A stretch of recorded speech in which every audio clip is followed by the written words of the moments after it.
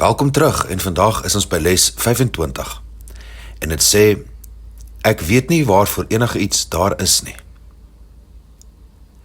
Ek dink les 25 is regtig 'n kragtige les vir mense wat sukkel met die vraag, hoe leef ek 'n Course in Miracles? Hoe pas ek dit toe in my lewe?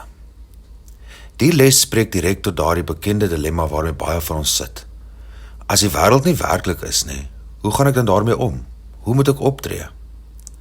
Die doel van enige iets, die funksie daarvan, is gekoppel aan die betekenis wat ons daaraan gee. Dis waarom ons nie 'n hamer gebruik om 'n verjaarsdagkoek te sny nie. En les 25 suggereer dat, omdat ons onsself verkeerd geïdentifiseer het, omdat ons met die ego, die liggaam en die wêreld vereensalwig is, het ons vermoë verloor om ware betekenis te begryp. En so, die betekenis wat ons aan dinge in die wêreld gee, is verkeerd. Jy en ek probeer voortdurend koek sny met hamers, in elke verhouding, in elke aktiwiteit. Ons werk is nie om betekenis reg te maak nie. Ons werk is om te besef dat as gevolg van ons misidentifikasie, ons diep verward geraak het. Die betekenis van alles is reeds gegee. Die stoel, die verhouding, die tafel, die hond, die sonsopkoms. Alles het reeds ware betekenis, wanneer ons reg identifiseer. Wanneer ons onthou wie en wat ons werklik is. Wanneer ons bron onthou, wanneer ons verhouding begin verstaan, sal die betekenis aan ons gegee word.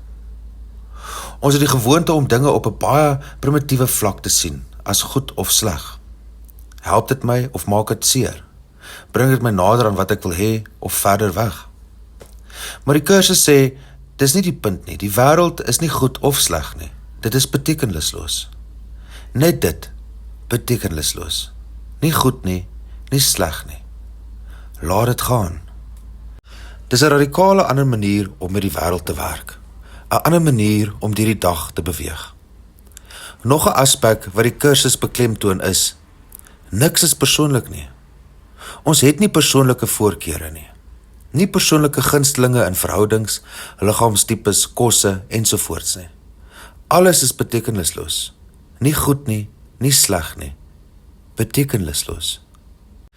En wanneer ons dit begin besef, voel ons dikwels verward en selfs depressief. Dis skrikwekkend, ek weet. Dis ontstel om regtig vir die eerste keer te begin begryp dat die uiterlike wêreld nie sin maak nie. Maar dis net 'n stap op die pad terug, na die herinnering dat alles dieselfde is. En daardie herinnering neem ons terug na die waarheid van wie en wat ons is. Maar ja, daardie pad kan pynlik wees. Dis nie altyd net sonneblomme en reënboë nie. Tog is dit die moeite werd. Tara Singh het gesê, daar is niks om te doen nie, maar net jy kan dit doen. Les 25 is vir my een van daardie lesse wat 'n baie praktiese manier bied om ons huidige verwarring te hanteer. Dit nooi ons uit om op te hou oordeel, om op te hou betekenis toeken, en net in stilte te sit van, ek weet nie. Wat voel jy as jy sê, dit is alles betekenisloos? Wat dink jy? Wat gebeur in daardie ruimte? En dit herinner ons, moenie vinnig nuwe betekenis probeer gee nie. Dis nie ons werk nie. Ons werk is om te sien dat ons verward is, en dat die oplossing nie buite is nie, maar binne. Ons is nie hier om die wêreld te herskep nie. Ons is hier om die probleem by sy bron te vind. En die probleem is, ons dink ons is liggame in 'n wêreld. Maar dit is nie so nie. Dis nie waar nie. So ja, les 25 en die hele groep lesse in die middel van die 20s is van my gunstelinge. Al voel hulle eenvoudig, hulle bly ontsettend diep en transformatief. Hulle wys vir ons 'n pad van vrede, en dit begin met een besluit. Ek is gewillig om anders te kyk. Om myself as liefde te sien, om onsself as heilig te onthou, en om stadig aan terug te keer na die waarheid van wat ek werklik is.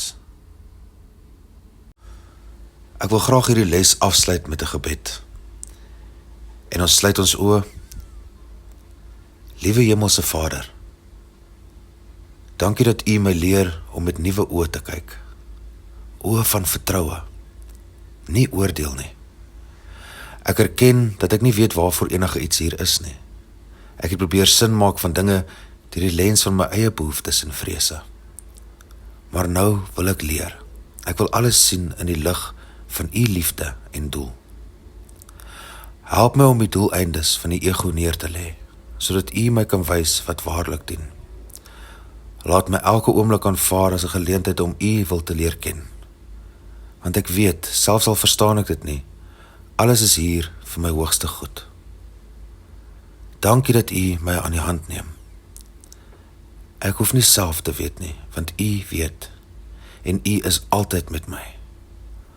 Laat ek onthou, ek weet nie waarvoor enige iets daar is nie, maar ek is bereid om te leer. Amen. Dankie dat jy hier is. Onthou om die les te oefen. Vergewe, sien anders, leef in lig.